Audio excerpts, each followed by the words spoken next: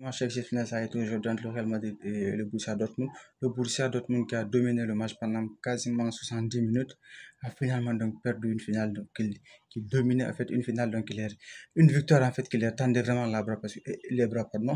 En fait ils ont vraiment dominé le match parce que du début du match presque jusqu'à la fin du match ils ont dominé et leur plan de jeu surtout en premier mi-temps a bien très bien fonctionné en fait et le Real Madrid la première mi-temps, ils étaient quasiment méconnaissables. Certes, ils avaient la possession de balle, mais en termes d'occasion, Dortmund était très largement supérieur.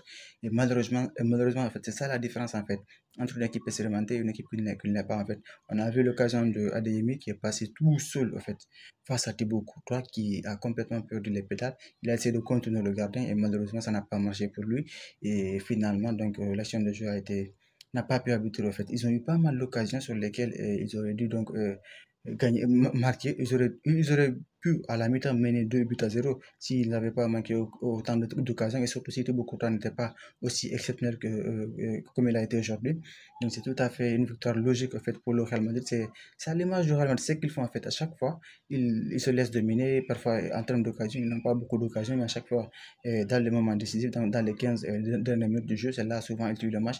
Et aujourd'hui, c'est exactement ce qui s'est passé. C'est vraiment très dommage de voir donc le Borussia Dortmund ne pas remporter le match parce qu'en termes d'occasion, ils ont vraiment eu pas mal d'occasions en fait. Tout au long du match, c'était des occasions pour eux en fait. Mais malheureusement, le Real Madrid reste le Real Madrid et je pense que ce club a quelque chose de vraiment spécial parce que le fait de gagner ces matchs-là à chaque fois et de cette façon-là, je pense que là maintenant, on aura plus de chance en fait.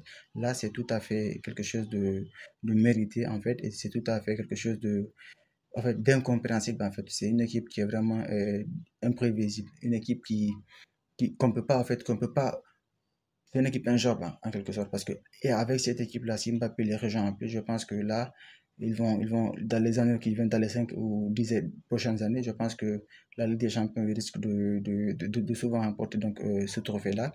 Et vraiment, c'était un match incroyable d'intensité. Dortmund, ils n'ont pas démérité, ils ont fait leur match du début à la fin, du début jusqu'à la 70e minute, ils ont très bien joué. Mais malheureusement, donc le premier but a complètement démoralisé donc l'équipe. Et finalement, voilà, on assiste à cette victoire logique en fait, du Real Madrid qui aussi n'a pas démérité parce qu'en deuxième mi-temps, lorsque surtout les joueurs de Borussia Dortmund se sont fatigués, ils ont saisi les occasions et finalement, c'est une 15e Ligue des Champions pour eux, c'est un doublé. Donc, championnat Ligue des Champions, c'est tout à fait mérité.